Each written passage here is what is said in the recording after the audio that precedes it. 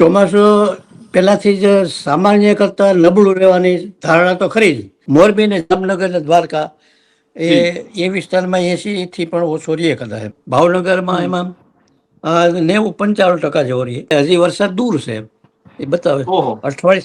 અઠવાડિયામાં કોઈ ભારે વરસાદ થાય એવું શક્યતા દેખાતી નથી અત્યારે.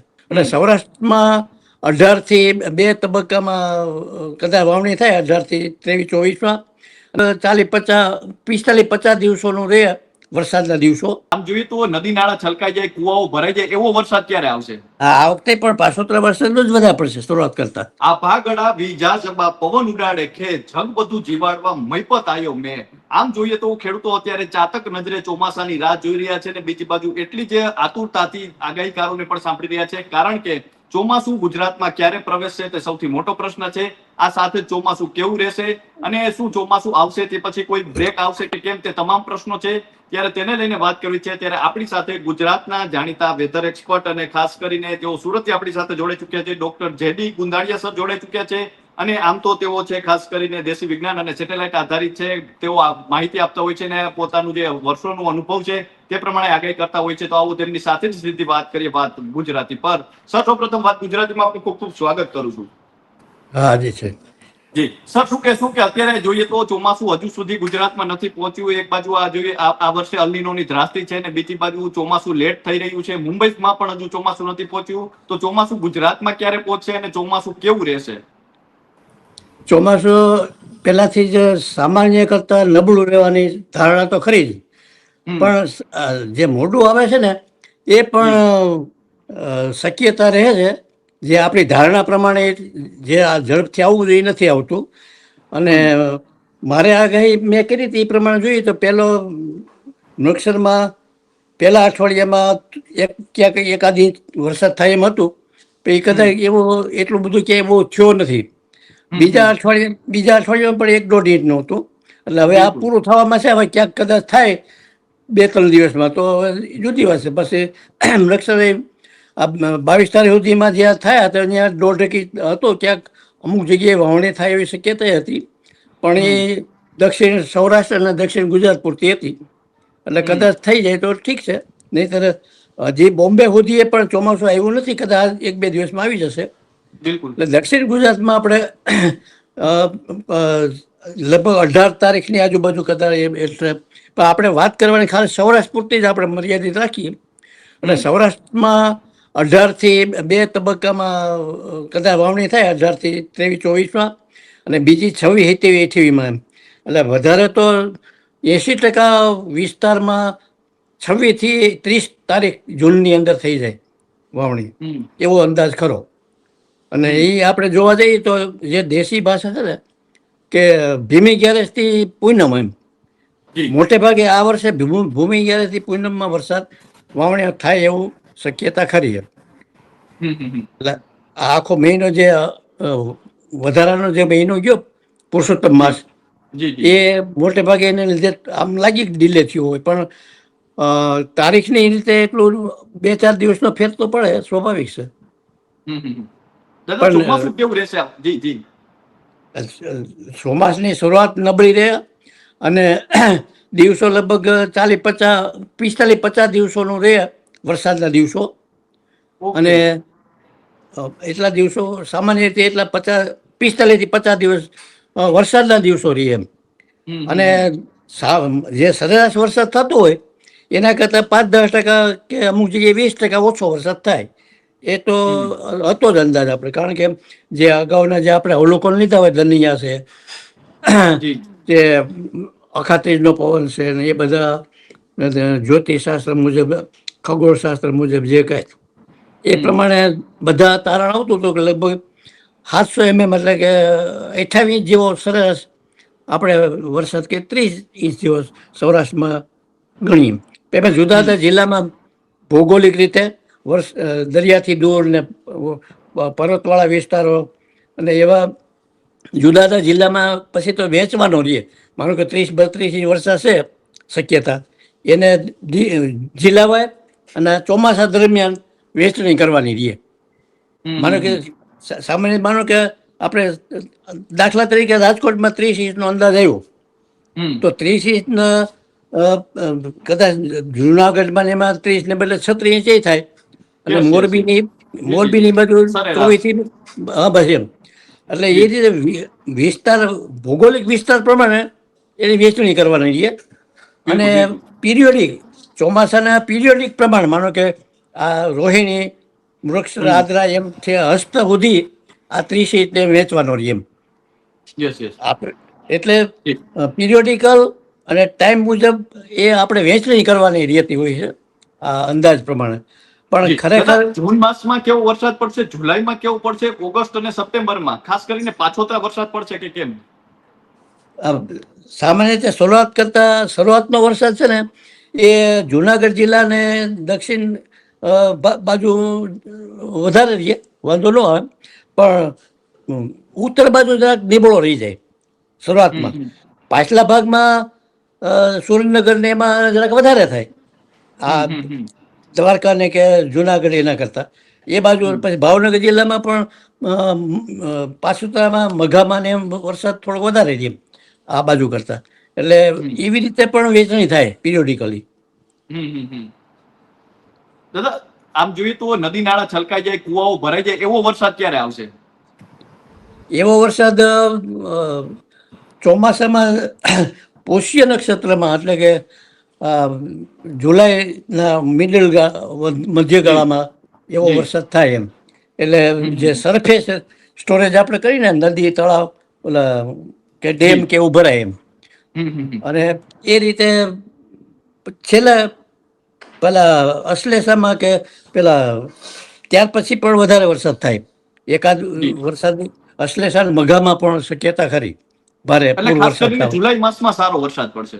જુલાઈમાં અને ઓગસ્ટમાં પણ મીડી ગાળામાં થાય સર. જી. બે ગાળા ઓગસ્ટમાં આવશે. બ્રેક આવે એવી કેટલી શક્યતા છે દાદા? ઓગસ્ટમાં બ્રેક સર વચગાળામાં બે 4 ઓગસ્ટથી મેં પેલું આપ્યું છે પેલામાં જી. બિલકુલ બિલકુલ. સંપુટમાં આપેલું હશે બધું. પણ હમ. એમાં 2 ગાળામાં આવે છે. સપ્ટેમ્બરમાં વધારે વાયુ જેને કહીએ ને 15-20 દિવસ ગાળો રહીએ એમ. હમ. એટલે જો પાણી ચડ્યા હોય તો પાડી શકાય એમ. એટલે એ 15-20 દિવસનો સપ્ટેમ્બરમાં ગાળો રહીએ એમાં આપણે વ્યવસ્થા કરવી પડે એવી. જી દાદા, આ વર્ષે આપના અંદાજ મુજબ કેટલા ટકા વરસાદ પડી શકે છે? ખાસ કરીને 90% કે 90%થી ઓછો વરસાદ રહી શકે છે? અમુક જગ્યાએ 80થી આજુબાજુ રહીએ. કયા દાખલા કે વિસ્તારોમાં? મોરબી ને જામનગર ને દ્વારકા જી. એ વિસ્તારમાં 80થી પણ ઓછો રહીએ કદાચ એમ. જ્યારે ઓકે. સુરેન્દ્રનગર ને બોટાદ ને એમાં 80% જેવો, ભાવનગરમાં હમ. એમાં 90-95% જેવો રહીએ. અને ઓકે. જુનાગઢ ને ગીર વિસ્તારમાં પણ 95થી 95 જેવો રહીએ. હમ. એ રીતે અંદાજ કરો. અલ્લીનોની અસર કેટલી દાદા આ વખતે જોઈએ તો? અલિનોની અસર હવે શરૂઆત થશે આ ચોમાસું અને કદાચ આવતા ચોમાસામાં આથી થોડીક વધારે થાય એમ. એટલે આપણે હમ. કારણ કે ઉપરનો સૌરાષ્ટ્ર નીચેનો વાતાવરણમાં ભેજ હોય પણ ઉપર 2 થી 6-8 કિલોમીટર ભેજનું પ્રમાણ ન હોય એટલે આ મોઢું પડવાનું કારણ પણ એક છે કે હમ. ઉપરના 2 થી 6 થી 7 કિલોમીટર ઊંચાઈમાં ભેજ ન હોય એટલે વાદળા જી. બંધાય નહીં. નીચે વાદળા હોય એનો કોઈ મતલબ નથી. એટલે હમ. એ જે ઉપલો ભેજ છે એ અલ્ની બાજુ એટલે કે અગ્નિ ખૂણામાં ખેંચાતો જતો હોય. એટલે હમ. એ અગ્નિ ખૂણા કસ આપણે જોવા મળે એટલે માનવાનું કે હવે આ બાજુ વરસાદ આવશે. આકાશમાં ક્યાંય કસ જ જોવા મળતા નથી. કારણ કે જે કઈ બિલકુલ. વરસાદ થતો એ પેલી બાજુ અગ્નિ દિશામાં ખેંચાઈ જાય છે. એટલે હવે હમ. અઠવાડિયામાં કદાચ એ કસો આપણે જોવા મળે અગ્નિ ખૂણામાંથી કસ આ બાજુ આવતો હોય એટલે લાલ આકાશ થઈ જાય સાંજે. એવું હજી હમ. થતું નથી. એટલે હજી વરસાદ દૂર છે એ બતાવે. ઓહો. અઠવાડિયામાં કોઈ ભારે વરસાદ થાય એવું શક્યતા દેખાતી નથી અત્યારે. ઓહો. હમ સામાન્ય રીતે 15 જૂન આસપાસ ચોમાસું પહોંચી જતું હોય છે, તો આ વર્ષે મોડું પહોંચશે ગુજરાતમાં? સામાન્ય રીતે 15 ગણાય છે સૌરાષ્ટ્રમાં અને પેલામાં. પણ જી. સૌરાષ્ટ્રમાં 2 દિવસ 20 આપણે 20 ગણાય. બિલકુલ સૌરાષ્ટ્રમાં બિલકુલ. નોર્મલી 20 જૂના ગણાય. એટલે હમ. આપણું જે જૂની માન્યતા છે આપણે દેશી કે ભાઈ આદ્રામાં એ બરાબર ગણાય. આદ્રા હમ. બેસે એટલે એ આપણું ચોમાસાનું બરાબર મધ્ય નક્ષત્ર ગણાય, મુખ્ય નક્ષત્ર. એટલે એમાં વરસાદ વાવણી થાય એટલે એ તો બરાબર કહેવાય. આદ્રાથી મોડો થાય ને તો આ મોડું કહેવાય. હજી આદ્રા તો બાકી છે. આદ્રાથી જેટલું તારીખ પ્રમાણે નક્ષત્રની તારીખ નિશ્ચિત હોય. આ મહિનામાં તારીખ તિથિનો એમાં આડાવડું થતું હોય. એટલે નક્ષત્ર બરાબર હોય, એ ફિક્સ હોય. એટલે આદ્રા 22 તારીખે કે 23 તારીખે બેસે એટલે ત્યારે જ ખરેખર ચોમાસાનું મંડાણ ગણાય. એટલે હજી એ તો વાંધો નથી, વરસાદ તો એ વખતે થશે પણ પ્રમાણ ઓછું રહીએ એ ખરો. વરસાદ એ 25-23 કે જૂનના અંત ભાગમાં લગભગ 80% વાવણી થઈ જાય ખરી. એટલે એ મોડું તો ન ગણાય. જી છેલ્લા થોડા વર્ષોથી આપણે જોઈએ તો પાછોતરા વરસાદ ખૂબ પડી રહ્યા છે. સપ્ટેમ્બર ઓક્ટોબર બાદ વરસાદ પડતા હોય છે, તો આ વર્ષે પાછોતરા વરસાદ પડશે? આ વખતે પણ પાછોતરા વરસાદ જ વધારે પડશે શરૂઆત કરતા. કારણ કે આપણને શું છે, ચોમાસું આવવામાં આ ડીલે થાય. આપણે કે થાકી રહ્યો એમ વચ્ચે થાકી જાય. માનો કે ગોવા 2-4 દિવસ ગોવા પડ્યું રહ્યું, બરાબર, ત્યાંથી આગળ ન વધ્યું. એ વાત થોડેક સુધી વીજ્યું તો મુંબઈ પૂરું ન પૂગ્યું. હવે ત્યાં પાછો થાક ખાય છે, ત્યાં પોરો ખાય છે, હવે પછી આગળ વધશે. એટલે આ રીતનું એનું પહેલાં છે. નકર શરૂઆતમાં અમુક વર્ષો તો એવા હતા કે કેરળમાં દાખલ થાય તરત જ આપણે જુનાગઢ ગીર સોમનાથમાં વરસાદ થતો. અને એ રીતે પેટર્ન બદલાણી હોય. એટલે એ પણ આપણે સૌરાષ્ટ્ર માટે હજી કંઈ મોટું ન ગણાય, પણ હજી તો આ પ્રી મોન્સૂન નથી થયું, એ હકીકત છે. અગાઉ અત્યારે ચાલુ થઈ જતો હોય છે, પરંતુ આ વખતે નથી દેખાતો. બસ આ વખતે નથી થયું. પણ એટલે એનો જે એના માટે કૃતિકા નક્ષત્ર વરસાદનું જે હતું ને માપ, એ બહુ અગત્યનું ગણાય. કૃતિકા વરસાદમાં આ વખતે એટલું બધું નહોતું, 1-2 દિવસ જ વરસાદ થયો હતો. એટલે એ નબળા સંકેત તો છે. એટલે એ રીતે ચોમાસું ભલે સૌરાષ્ટ્રમાં ટાઈમસર આવે પણ તોય નબળું રહીએ ખરું. મધ્યમથી નબળું અંદાજ તો પહેલાથી જ છે. ઓહો.